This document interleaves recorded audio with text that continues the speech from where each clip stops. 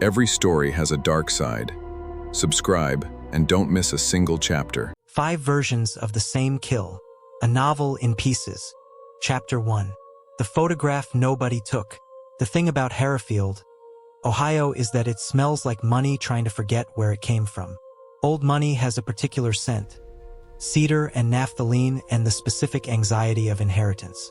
But the Voss family's money was newer than that, newer than the limestone facades and the imported boxwood hedges suggested. It was the kind of wealth that arrives in a single generation and immediately begins constructing a past for itself. Carter Voss had built the house in 1987. His son, Daniel, had been born into it believing it had always existed. That belief, the unexamined assumption of permanence, was the first thing Erin Marsh had understood about Daniel Voss when she met him at 23. The second thing she understood was that he would never see her coming. It's a Thursday in late October when the photograph is taken. Or rather, when the photograph should have been taken would have been taken in a just world, the kind where evidence behaves and cameras are rolling at the right moment. Nobody takes the photograph. But 5 people are present when Daniel Voss destroys his best friend's life in the private dining room of Meridian Club on Stanton Avenue. And all 5 of them carry a version of it in their heads. Sharp-edged or blurred, cropped differently. Some of them have erased themselves from the frame entirely. Here are their 5 versions. Here is what really happened. The evening starts with a toast. Daniel stands at the head of a table set for 6, white tablecloth, candle flame, the architecture of a celebration, and he raises a glass of 2019 Barolo toward Marcus Webb, who is smiling the way people smile when they know the camera is on them. Marcus is 31, up for partner at Harrahfield Capital Management, and tonight is the night Daniel is supposed to formally recommend him. 14 years of friendship. 4 years of late nights. 2 years of quietly covering for Daniel's gaps in the Kessler account. Marcus raises his glass. To the future, Daniel says. The future, Marcus says. Erin, seated at the far end, watches both of them and thinks. One of these men is lying, and the other one doesn't know it yet. She picks up her fork. She waits. The appetizers arrive. Chapter 2. What Marcus Webb believes about himself. Marcus Webb's version of the story begins 11 years ago at Ohio State, which is where it has to begin if you're going to understand why he never saw it coming. He's 20 years old in his version. It's 2 a.m. and he and Daniel are the only people left in the Kappa house after a party, and Daniel is sitting on the kitchen floor eating cereal out of the box, and Marcus is thinking, this guy specifically. He means Daniel is the kind of person who is comfortable everywhere he goes. The house he grew up in, the kitchen floor of a frat house, a boardroom in 20 years. Same posture, same ease, same slight smile like the world is a joke he's already heard the punchline to.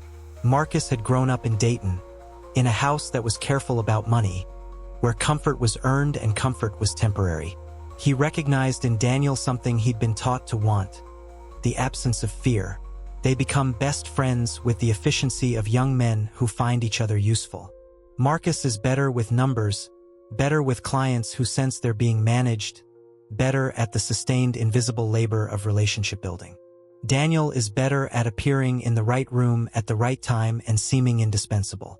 They become, over 14 years, a functional unit. What Marcus tells himself on the night of the dinner, sitting in the town car on the way to Meridian Club, we built this together. He means it as statement of fact. He is not prepared for it to be a liability. There are things Marcus has allowed himself not to know.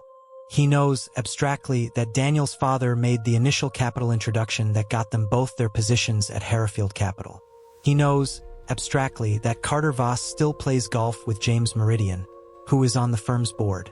He has chosen to interpret these facts as background noise rather than load-bearing structure.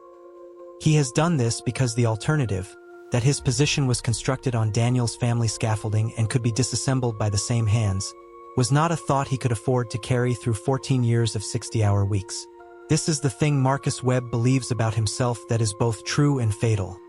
I earned this. He did earn it. That's what makes it clean. He earned it, and Daniel is going to take it anyway, and those two facts are going to coexist in the same universe without canceling each other out, and Marcus won't understand this about reality until it's too late to do anything but absorb the impact. In the town car, Marcus checks his phone. There's a text from his wife, Janelle. "How's it feeling?" He types, "Good. I think tonight's the one." She sends back a single heart. Gold. He pockets his phone and watches Hereford slide past the window, the lit-up limestone and the quiet streets. The specific American dream of a mid-size Ohio city that decided it was more than it looked. He has worked for this city. He has given it his best years.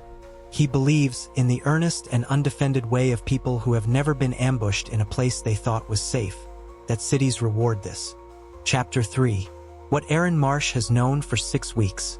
Erin's version starts in a parking garage on September 14th at 7:47 p.m., which she knows exactly because she took a timestamp screenshot of her phone when it happened. She is a habit documentarian. She has always been this way. Her therapist, Dr. Reyes, calls it hypervigilance, which Erin considers an accurate description of the single most useful trait she possesses. What happens?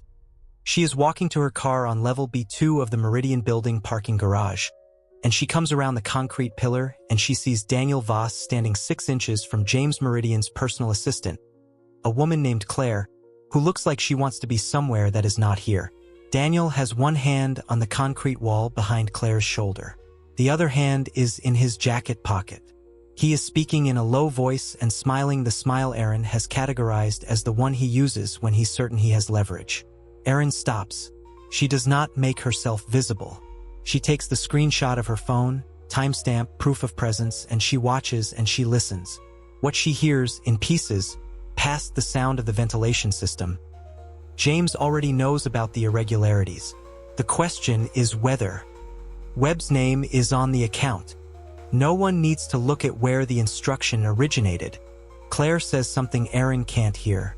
Daniel says, "This goes away cleanly if you just confirm the sequence of events as I've described them." Claire says something else. Daniel smiles wider. He says, "I know you understand me." He steps back. He adjusts his jacket. He walks toward the elevator and does not look in Erin's direction, because Erin is very good at being invisible when she needs to be. She stands behind the pillar for 45 seconds after his footsteps fade. Then she takes out her phone and types a single note. DV/JM Assistant. Parking Garage B2, September 14th, 7:47 p.m. Webb's name is on the account. She has been building this note for 6 weeks now. It has 14 entries. Here is what Erin Marsh believes about herself. She is no one's savior, and she is no one's weapon. She is a woman who has been paying attention for 28 years in a world that rewards men for not having to, and she has developed, out of pure survival necessity, a kind of cold patience that other people mistake for passivity. She is not passive. She is waiting. She is always waiting for the moment when the information she carries becomes load-bearing. The question she has been asking herself for 6 weeks is, what do I owe Marcus Webb? The honest answer, not much. Marcus is kind to her professionally, the way men at firms like Hereford Capital are professionally kind to women who are competent enough to be useful but not threatening. He remembers her birthday. He thanks her for her work on the Kessler account by name, which Daniel never does. But that's not enough to make her his champion. That's the cost of minimum decency, not a claim on her loyalty. What she actually owes Marcus Webb is nothing.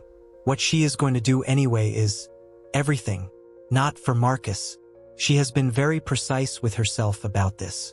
She has examined her motivations in the way you examine a wound, systematically, without flinching, and what she finds underneath the surface concern for Marcus is something harder and less generous. She is going to act because Daniel Voss has spent 4 years treating her like furniture in rooms where things happen, and she has 4 years of information stored in a notes app, and she is very, very tired of waiting for someone else to use it. She is going to use it herself. Chapter 4. What Daniel Voss would tell you if he thought you could handle it. Daniel doesn't think of himself as the villain of this story. He doesn't think of himself as the hero either. He's given up heroic narratives the way he gave up running marathons, with the private recognition that the performance cost more than the outcome justified. What Daniel thinks of himself as clear-eyed. He would tell you, if you asked him on the right night with the right drink in his hand, that every business relationship is a power dynamic wearing the costume of friendship, and the only difference between him and Marcus is that Marcus refuses to accept this. that Marcus has spent 14 years insisting, with the stubbornness of someone who cannot afford the alternative, that their partnership is about merit and loyalty and the sacred brotherhood of men who built something together. That insistence, in Daniel's analysis, is Marcus's primary strategic error. It made him legible, predictable. It made him ultimately easy to move around. Daniel would say, "I didn't betray Marcus. I just stopped pretending we were something other than what we are." He would believe this, completely. He would meet your eyes while he said it, steady and undefensive, and you would feel, for a moment, the unsettling vertigo of someone who has organized their entire self-concept around a logic that is internally consistent but wrong in some foundational way that you can't quite articulate fast enough to counter it. He has this effect on people. It's useful. The thing Daniel knows about the Kessler account, which Marcus doesn't know that Daniel knows. Marcus found the irregularities in August. He found them and he fixed them quietly, and he did not report them up the chain because reporting them would have meant implicating Daniel, and Marcus is not the kind of man who burns down a friendship over a compliance issue that can be resolved internally. Marcus thought this was loyalty. Daniel recognized it as the moment Marcus handed him the weapon. The instructions that created the irregularities came from Daniel. They are documented, traceable, and incorrect. But Marcus touched them.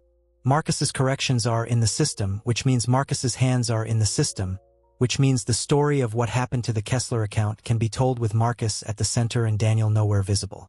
Daniel has spent 6 weeks making sure this is the only story the system tells. He does not feel bad about this. He feels, if he examines it, a kind of clean satisfaction, the satisfaction of someone who has prepared a very precise cut and is watching it land exactly where the anatomy suggested it would. What he doesn't know on the night of the dinner is that someone else has been watching him prepare. He has forgotten about Erin Marsh. This is his mistake. She is so consistently present that she has become, to him, a kind of wallpaper. He walks past her every day seeing a function rather than a person. Sees assistant, sees support staff, sees the category and not the specific consciousness operating within it. He has forgotten that wallpaper can record. That presence is not passivity. Chapter 5. What Claire does not want to talk about. Claire Hennessy's version is the shortest one. She is 34. She has worked for James Meridian for 6 years. And she is very tired. She does not want to be in this story. She has been in stories like this before. She worked in finance in Cincinnati before Harrahfield, and before that in Columbus, and the geography changes but the specific shape of the pressure stays consistent. The man with the leverage. The woman with the information. The question, whose side are you on, which reads, who can hurt you more? What Daniel said to her in the parking garage is accurate. She knows about the Kessler irregularities. She knows because James Meridian told her, casually, the way powerful men tell their assistants things. Assuming the information will be stored and not used. Assuming that women like Claire exist to hold things without ever setting them down somewhere inconvenient. James told her in September. He said, "There's a mess in the Kessler account. Marcus Webb apparently touched it. We're going to have to handle this before the Q4 audit." He said apparently in the way people say words they don't believe in, which told Claire that James knew the origin of the mess and was already arranging a different origin story. She said, "What do you need from me?" He said, "Nothing yet." He said, "Just be aware." Being aware is Claire's primary job function. She is always aware. She is aware of so many things that she has developed a body that holds tension in the shoulders and jaw and the space between the third and fourth vertebrae of her neck, where a small hard knot has lived for 3 years. When Daniel cornered her in the garage, what she felt first was not fear. It was exhaustion. The specific exhaustion of recognizing a pattern she has been in before, the muscles of her avoidance already knowing the shape of it, already calculating the exits. What he asked her to do. Confirm, if asked, that she witnessed Marcus Webb give the irregular instructions on the Kessler account. That she was present. That she remembers clearly. She was not present. She does not remember this because it did not happen.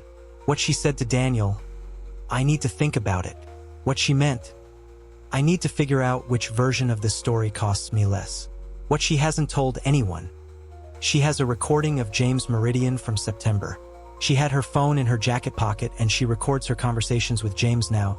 Has been doing this for 2 years, since a situation that she is not prepared to describe in detail but that established firmly her understanding of what protection means and where it comes from.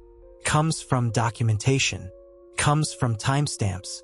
Comes from having a thing they don't know you have. She listens to the recording sometimes late at night, not because she needs to but because it reminds her, you are not helpless. You are prepared. She has not decided what to do with it.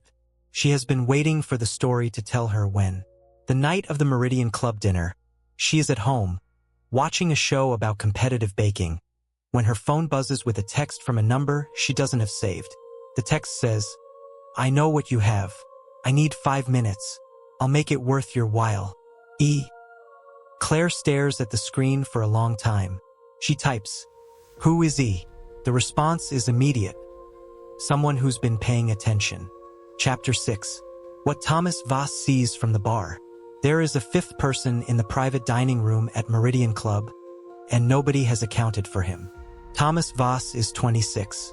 He is Daniel's younger brother, which is a thing he has been his entire life and which has shaped him in the way that proximity to a large gravitational body shapes an orbit.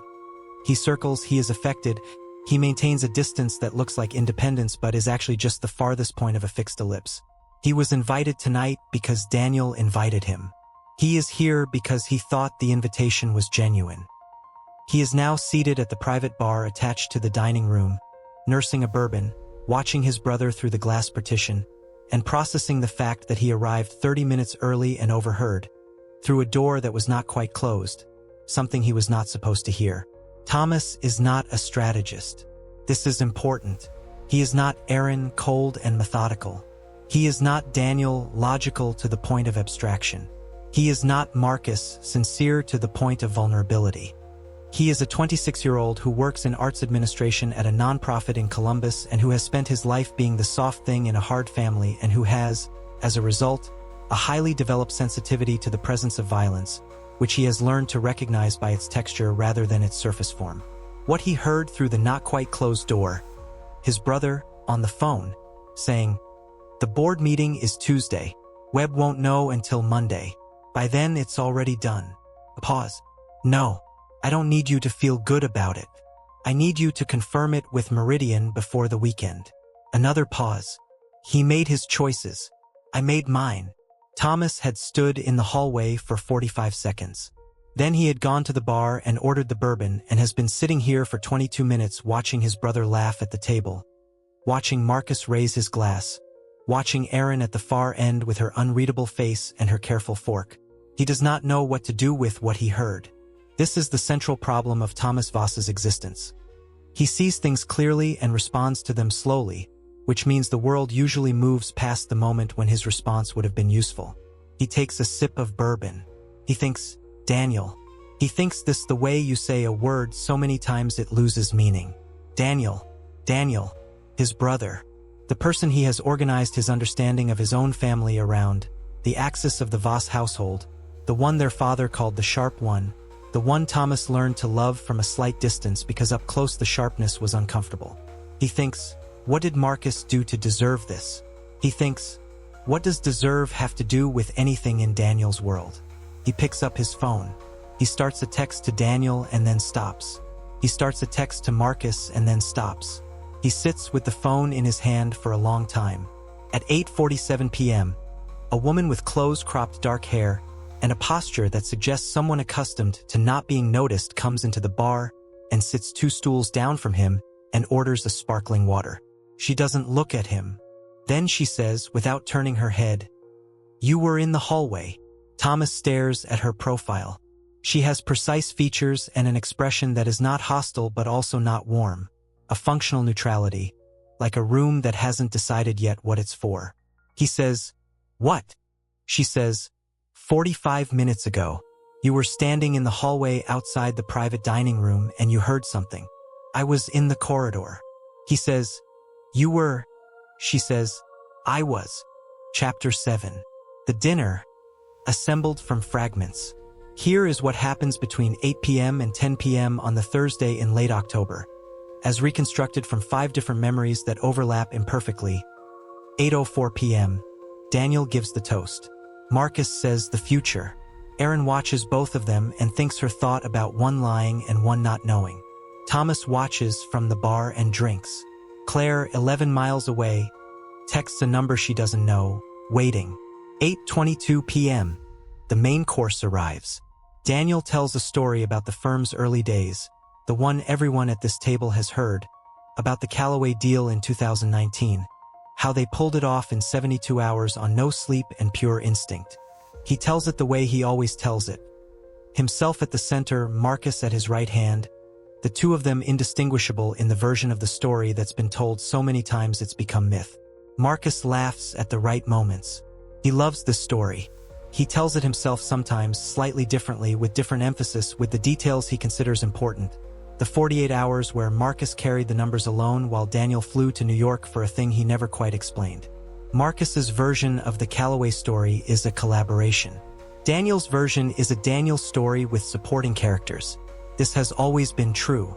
Marcus has chosen not to examine it. 8:51 p.m. At the bar, Erin is saying to Thomas, quietly, in the specific tone of someone making a precise and limited offer, "I'm not asking you to do anything except tell me what you heard and then decide what you want to do with it." Thomas looks at his glass. He says, "Why would I tell you anything?"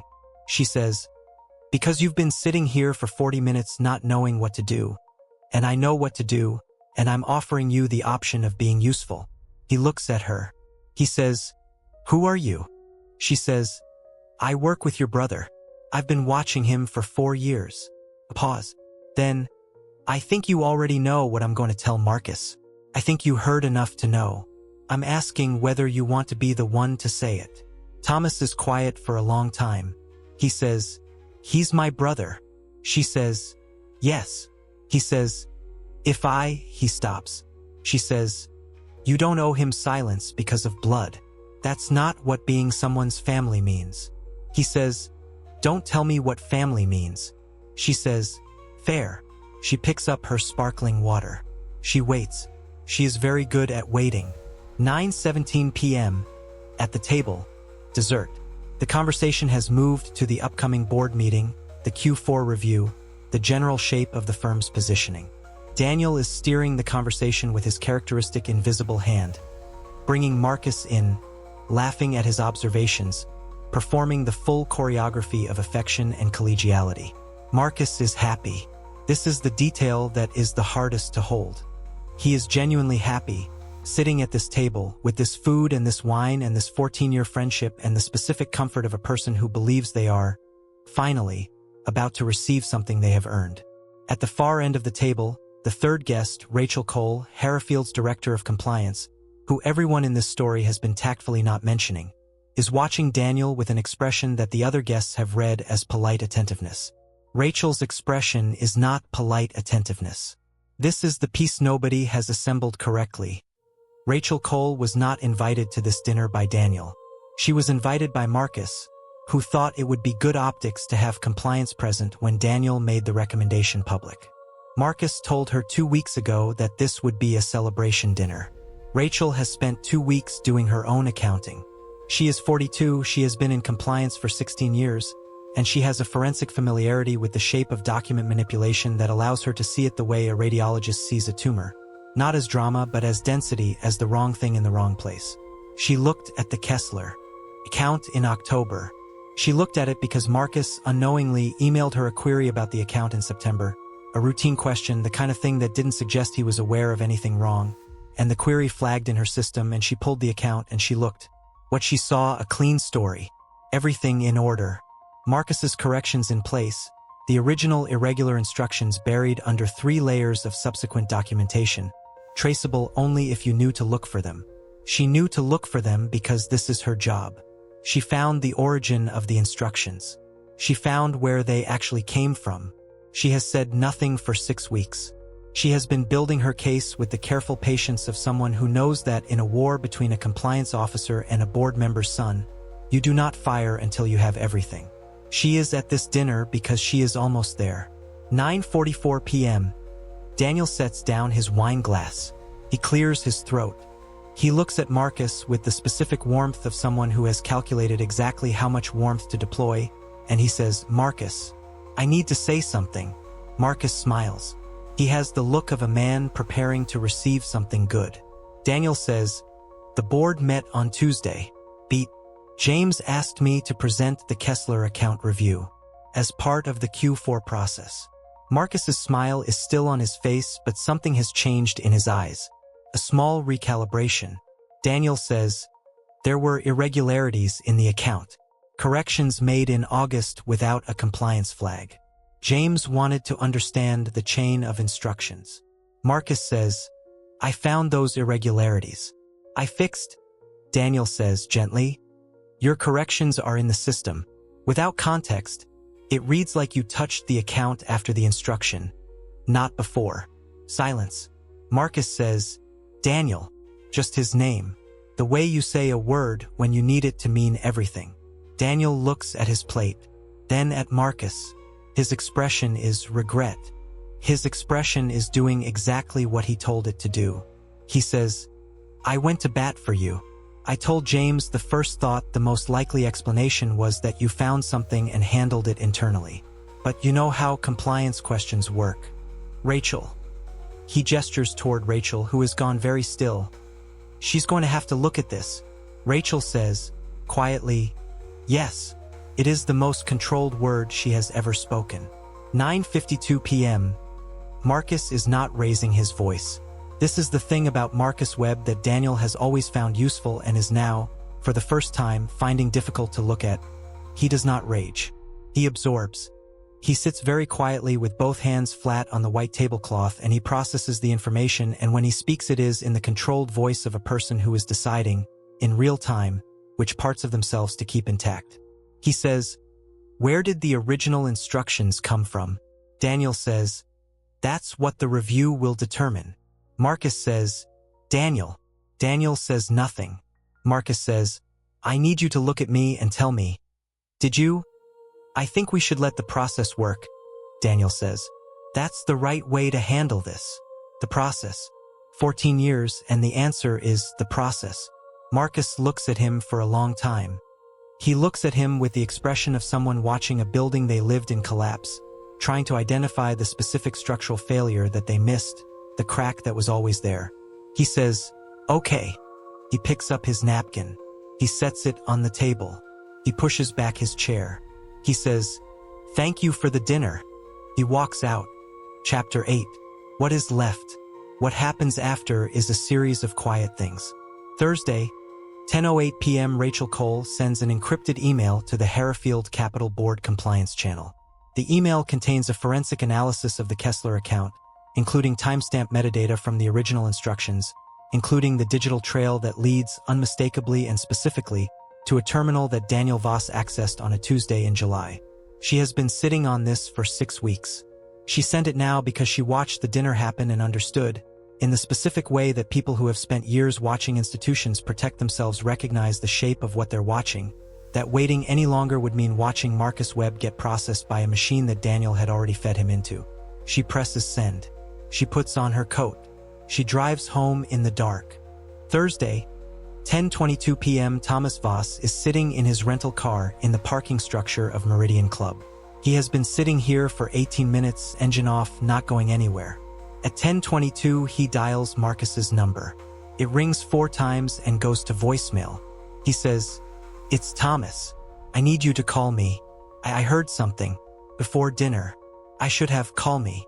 He ends the call. He sits in the dark. His hands are on the steering wheel and they are not shaking quite, but they have the quality of something that is held together by attention. He thinks about Daniel at 8 years old, teaching him to throw a baseball in the backyard. He thinks about Daniel at 20, explaining to a 19-year-old Thomas why their father's expectations were not personal, just structural, just the nature of the Voss household and not a judgment of Thomas specifically. This with such compassion, such careful older brother clarity, that Thomas had felt understood for the first time in years. He thinks, when did the sharpness stop being something he aimed away from me? Or was it always aimed at everything and he just never stood in the line of fire before? He does not have an answer. He is 26 and he has just watched his brother dismantle a friendship in a room full of candlelight, and he has a voicemail message that he cannot take back, and he does not know what family means anymore except that it is not, apparently, what he thought it was. He starts the car. He drives north toward the highway, toward Columbus, toward the life he built at a careful distance from the Voss gravity. Thursday, 10:31 p.m. Marcus Webb is sitting on a bench outside Meridian Club. The October air is cold and he left his coat inside and he has not gone back for it. His phone buzzes. Thomas's voicemail. He listens to it. He sits with it for a while. Then he calls Janelle. She picks up on the first ring the way she always picks up. And she says, "Hey, how did it?" He says, "It didn't." A pause. Then, "Marcus." He says, "I know." She says, "Are you okay?" He looks up at the sky over Harrifield, Ohio. The particular sky of a cold Ohio night, too much light pollution for stars, a flat orange-gray that goes on forever, the specific ceiling of a life that believed in itself. He thinks about Janelle, who is at home, who has always known before Marcus did when something was wrong, who carries in her body the knowledge of how the world actually works and loves him anyway, including when he refuses to know what she knows. He says, "I will be." She says, "Come home."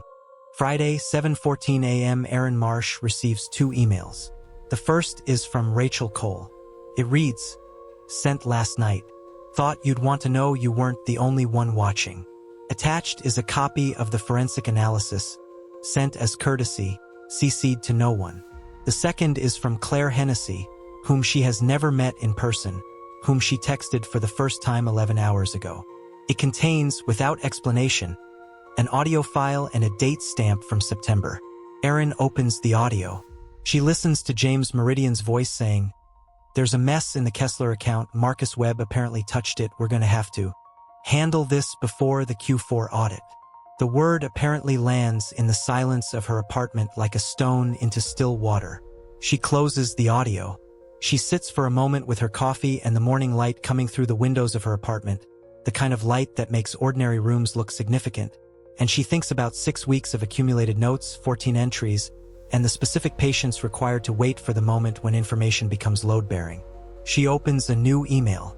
She addresses it to the Harrifield Capital Board Compliance Channel and to the firm's outside legal counsel and, after a brief consideration, to a reporter at the Harrifield Examiner whose byline she has been tracking for 3 years. She writes 3 sentences. She attaches 7 files. She presses send. Friday, 9:30 a.m. Daniel Voss arrives at the office to find Rachel Cole already there, and the firm's general counsel. And on a conference line from New York, 2 board members he did not expect until Tuesday. He sits down across from them with his habitual composure, with the ease that has always read as confidence and that functions, in the particular silence of this room, as its own kind of answer. The general counsel sets a printed document on the table. The document is Rachel's forensic analysis.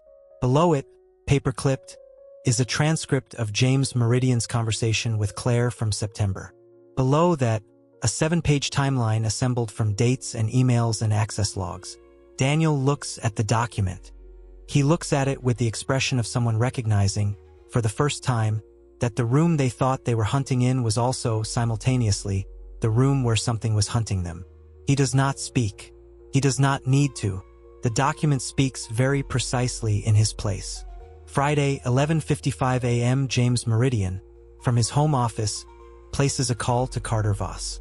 Carter, who is 71 and not well, listens in silence while James explains the situation, and then Carter says, "I see," in the voice of a man who has been waiting a long time for something to arrive. He doesn't specify what. He hangs up.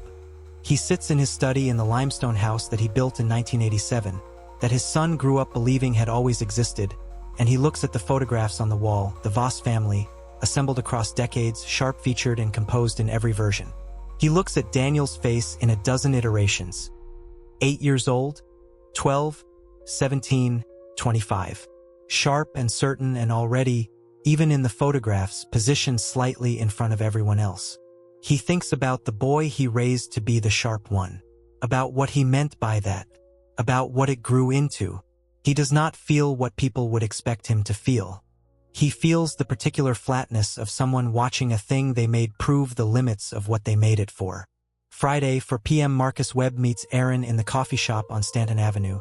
the one with bad lighting and good espresso that neither of them has ever been to with the other before. She is already there when he arrives. She has 2 coffees. He sits down. He looks at her. He says, "How long have you known?" She says, 6 weeks. He is quiet for a moment. He says, "Why didn't you?" She says, "I needed to know what I had before I used it. And I needed to know." She pauses. "I needed to know I was doing this for the right reasons." He says, "Were you?" She picks up her coffee. She considers the question with the seriousness it deserves, which is a thing she does with all questions, which is why she is the way she is. She says, "I was doing it because I'm tired of watching people like Daniel move through the world like it's their personal property. And because I had something that could stop it. And because..." She stops again. She says, "I had to stop waiting for someone else to do something with what I know." Marcus looks at her for a long time. He looks at her the way people look at someone they have seen every day for 4 years and are only now actually seeing. He says, "Thank you." She says, "Don't thank me.